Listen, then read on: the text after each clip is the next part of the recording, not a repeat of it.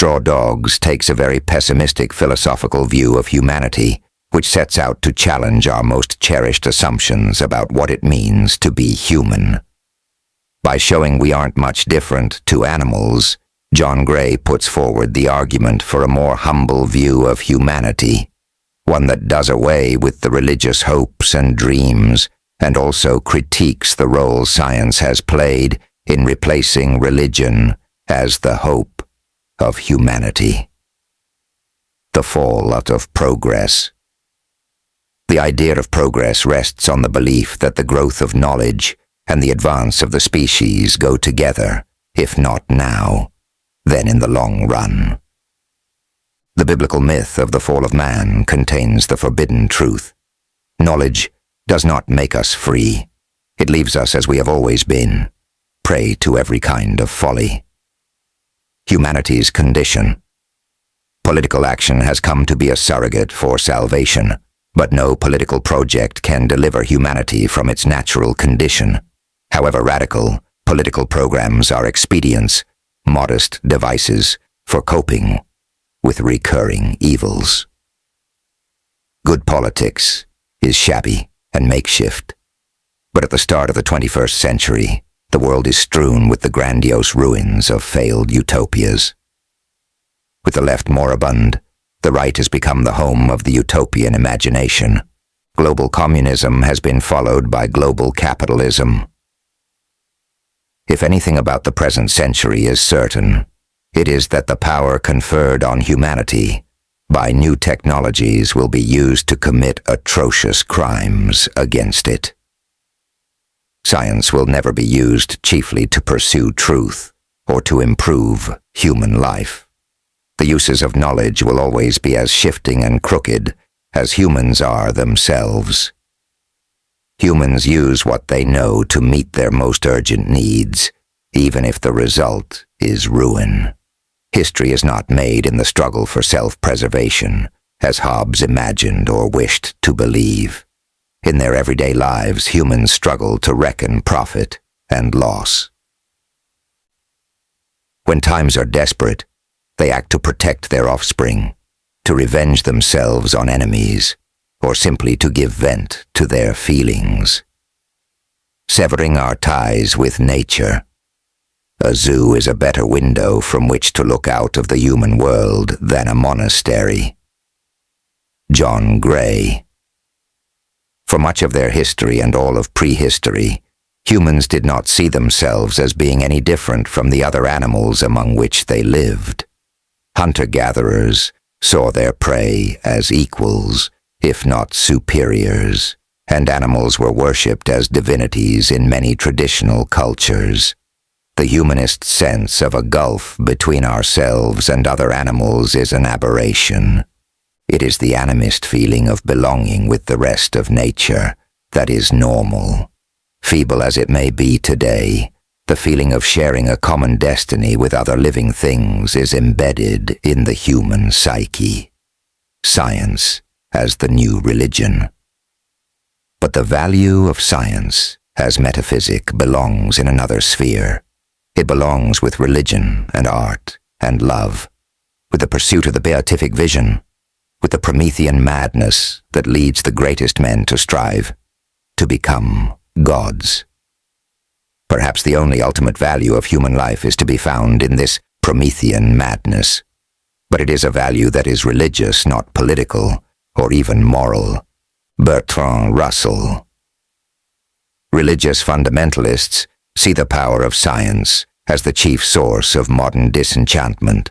Science has supplanted religion as the chief source of authority, but at the cost of making human life accidental and insignificant. If our lives are to have any meaning, the power of science must be overthrown and faith re-established. But science cannot be removed from our lives by an act of will. Its power flows from technology, which is changing the way we live, regardless of what we will. Today, it is the only institution that can claim authority. Like the church in the past, it has the power to destroy or marginalize independent thinkers. In fact, science does not yield any fixed picture of things, but by censoring thinkers who stray too far from current orthodoxies, it preserves the comforting illusion of a single, established world view. From the standpoint of anyone who values freedom of thought, this may be unfortunate, but it is undoubtedly the chief source of science's appeal. For us, science is a refuge from uncertainty, promising and in some measure delivering the miracle of freedom from thought, while churches have become sanctuaries for doubt. Is the examined life worth living? Socrates was able to believe that the examined life is best because he thought the true and the good were one and the same. There is a changeless reality beyond the visible world, and it is perfect. When humans live the unexamined life, they run after illusions. We need not doubt the reality of truth to reject this Socratic faith. Human knowledge is one thing, human well-being another. There is no predetermined harmony between the two. The examined life may not be worth living. History and meaning. Schopenhauer wrote, "What history relates is in fact only the long, heavy and confused dream of mankind." If we truly leave Christianity behind, we must give up the idea that human history has a meaning. Neither in the ancient pagan world nor in any other culture has human history ever been thought to have an overarching significance. In Greece and Rome, it was a series of natural cycles of growth and decline. In India, it was a collective dream, endlessly repeated. The idea that history must make sense is just a Christian prejudice. If you believe that humans are animals, there can be no such thing as the history of humanity, only the lives of particular humans. If we speak of the history of the species at all, it is only to signify the unknowable sum of these lives. As with other animals, some lives are happy, others wretched. None has a meaning that lies beyond itself. Looking for meaning in history is like looking for patterns in clouds. Nietzsche knew this, but he could not accept it. He was trapped in the chalk circle of Christian hopes. A believer to the end, he never gave up the absurd faith that something could be made of the human animal. The mind censors the senses. We cannot be rid of illusions. Illusion is our natural condition. Why not accept it? Our senses have been censored so that our lives can flow more easily. Yet we rely on our preconscious view of the world in everything we do. To equate what we know with what we learn, though conscious awareness, is a cardinal error. We are all bundles of sensations. The unified, continuous self that we encounter in everyday experience belongs in Maya, illusion. We are programmed to perceive identity in ourselves, when in truth there is only change. We are hardwired for the illusion of self. In order to help us live, the mind censors the senses, but as a result we inhabit a world of shadows. As the contemporary Buddhist meditation teacher Gunaratana has put it, our human perceptual habits are remarkably stupid. We tune out 99% of the sensory stimuli we actually receive, and we solidify the remainder into discrete mental objects. Then we react to those mental objects in programmed, habitual ways. We are more than just human. The lesson of the evolutionary psychology and cognitive science is that we are descendants of a long lineage, only a fraction of which is human. We are far more than the traces that other humans have left in us. Our brains and spinal cords are encrypted with traces of far older worlds. The morality of man. That man is the noblest creature may be inferred from the fact that no other creature has contested this claim. G.C. Lichtenberg. Today everyone knows that inequality is wrong. A century ago everyone knew that gay sex was wrong. The intuitions people have on moral questions are intensely felt. They are also shallow and transient to the last degree.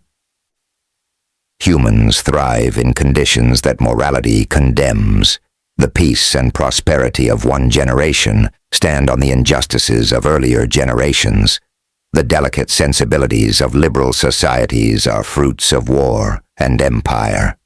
The same is true of individuals. Gentleness flourishes in sheltered lives. An instinctive trust in others is rarely strong in people who have struggled against the odds. For people enthralled to morality, the good life means perpetual striving. For Taoists, it means living effortlessly, according to our natures. The freest human being is not one who acts on reasons he has chosen for himself, but one who never has to choose. In the world of Homer, there was no morality. There were surely ideas of right and wrong, but there was no idea of a set of rules that everyone must follow, or of a special, super-potent kind of value that defeats all others. Ethics was about virtues such as courage and wisdom, but even the bravest and wisest of men go down to defeat and ruin. Humans and conflicts of interests. If humans differ from other animals, it is partly in the conflicts of their instincts. They crave security, but they are easily bored. They are peace-loving animals, but they have an itch for violence. They are drawn to thinking, but at the same time they hate and fear the unsettlement thinking brings. There is no way of life in which all these needs can be satisfied. Luckily, as the history of philosophy testifies, humans have a gift for self-deception and thrive in ignorance of their natures.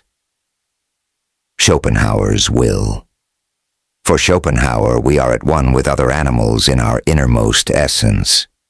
We think we are separated from other humans, and even more from other animals by the fact that we are distinct individuals. But that individuality is an illusion. Like other animals, we are embodiments of universal will, the struggling, suffering energy that animates everything in the world.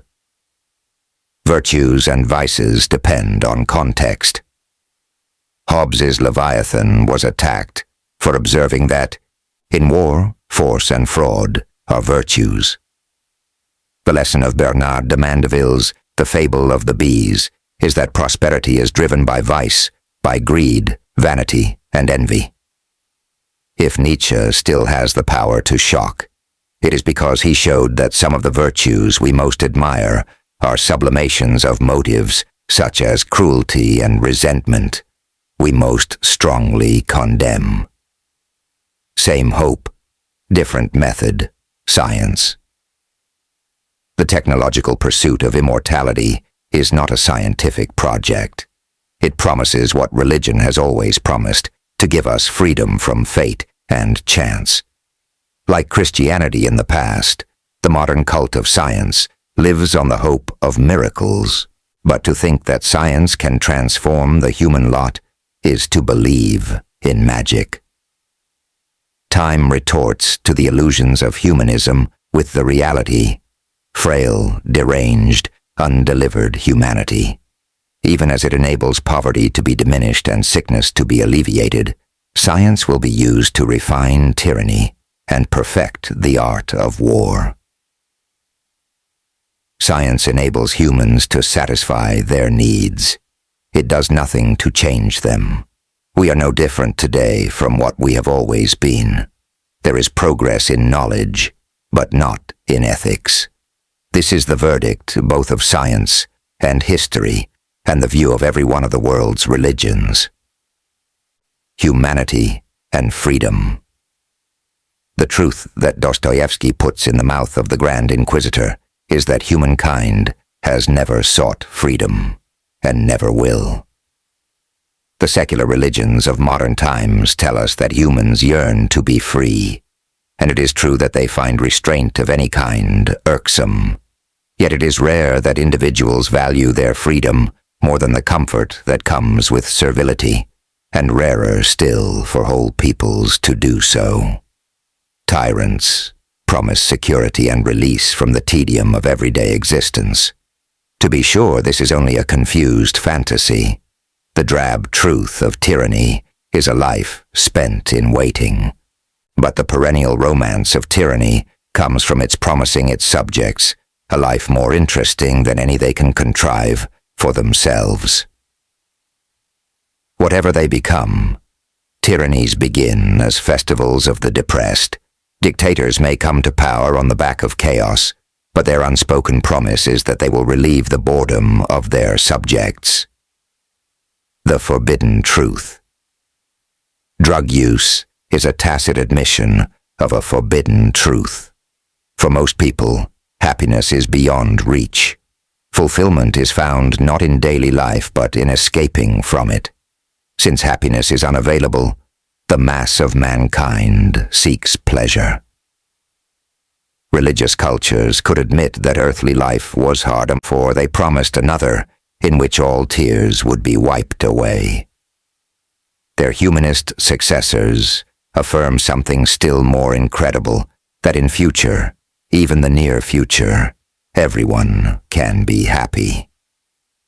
Societies founded on a faith in progress cannot admit the normal unhappiness of human life. As a result, they are bound to wage war on those who seek an artificial happiness in drugs.